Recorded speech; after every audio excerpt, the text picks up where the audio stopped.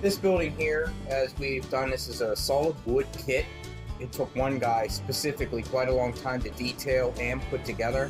If you swing to the other side, you're going to find a nice little hardware store that's built up with detail, and a restaurant, which is conducive of the time and the period, which was small and just a place to grab something quick to eat, and then a mill, which is typical. Our end scale is just kind of a variety of things. It's not meant to be modeled after anything. It's just to give you an idea of what you can do in such a tiny little place. Anytime you walk into our display, first thing I encourage everybody is don't come in just wanting to go through it quickly. Just take your time. So I always tell people we start at the zoo. And the reason I say that is because we put a lot of different zoo type of animals throughout the layout for you to find. If you take a chance and you come down to our diner, you're going to see that the sign is misspelled. Well, that was a historical point because back then people would stop and say, hey, your sign is misspelled, but they would figure why we're here, they would get something to eat. So it was an advertising ploy. So one of the key things you're going to find to us is little novelties. If we wander on down by our passenger station, it's done in a way so you can look in the building, see passengers inside the building getting ready to go. We have plenty of walkways, like subway tunnels, that the passengers go down in to get into the building. But if you look right across from the station where the bus is, you can look inside these buildings right across. You can see sales signs and stores with people in there shopping. Offices looking exactly like they were in the 50s, with it's just a desk, a typewriter, and a telephone on it. These days you're going to see computer, phones, papers, and printers, and everything else, and the desks were so much simpler then, they didn't have a lot of that stuff on them. You're going to see an ice cream truck, a postal vehicle, there's a dumpster or a garbage truck. It's out of date, we can't find an old garbage truck. So we got a modern one, added some flashing lights to give you that little bit of detail of being cautious and aware of their surroundings to them. We decided to add this little station years ago, and it was in a place where it didn't make sense. We added this little tower here, which is a switching tower, and we decided to bring it down and made it useful more for the passenger station so that when they're coming out of the main highway and into the main line, there's someone that controls those tracks so these trains can actually come out. One of our other upgrades to this layout was our little Arnold's Diner. Most people don't realize, but this diner is actually a look-alike to the Happy Days diner from Arnold's. We had it in a spot you really couldn't see it. You couldn't see the sign working. We brought it up and we wanted to show it off and make it a showcase or a focal feature. And it really took off really well where it's at. People made a lot of comments now that they can actually see inside, see the people inside it, and see the actual sign that works.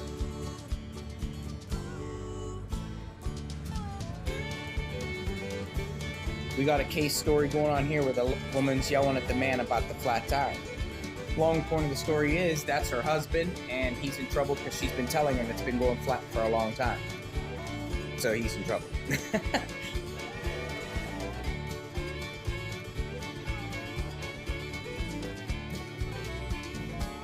And one of the neat little objects was the creativity that the gentleman had. He loved putting things inside buildings. So when you take your time and you walk around inside here, you're going to see barber's chairs made. I got a feature over here everybody avoids and nobody sees. This is one of the neatest things. In department stores in the past, you had a diner. And in this department store, they capitalized on putting a diner in.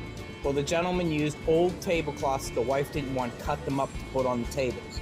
So you physically see the tables are set up and made into a diner restaurant up here. If you look specifically at our courthouse in the building, you're not going to be able to see. But when you're on a tour with us, we take the roof off and you can actually look down in and see the court is in session. You'll see the judge, the jury booth, and the defendant, and so forth. One of the few changes we did, we added the Clark Bar sign. There's a great debate on how the sign flashed. When I was putting the building in, I talked to my dad and he said he remembered it flashing backwards when he was little. So I made it flash backward. I remember personally when the R was flickering. So it's changed throughout the years, but we wanted to kind of stick to the flavor it was many years ago.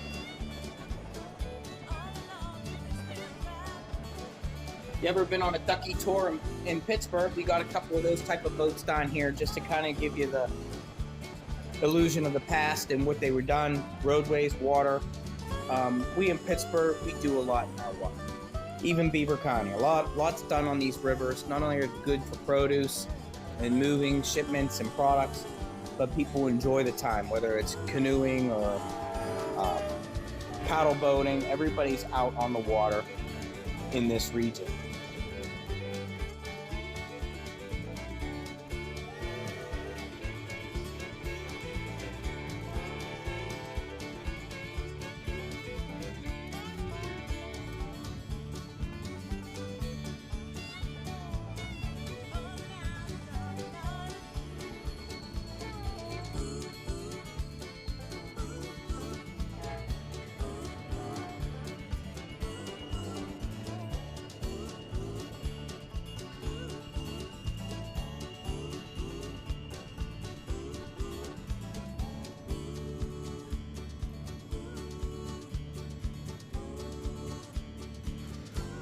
The railroad was always good for repurposing items. They never bothered to waste anything. And in this case, they took a caboose and it now became the junk man's home and place.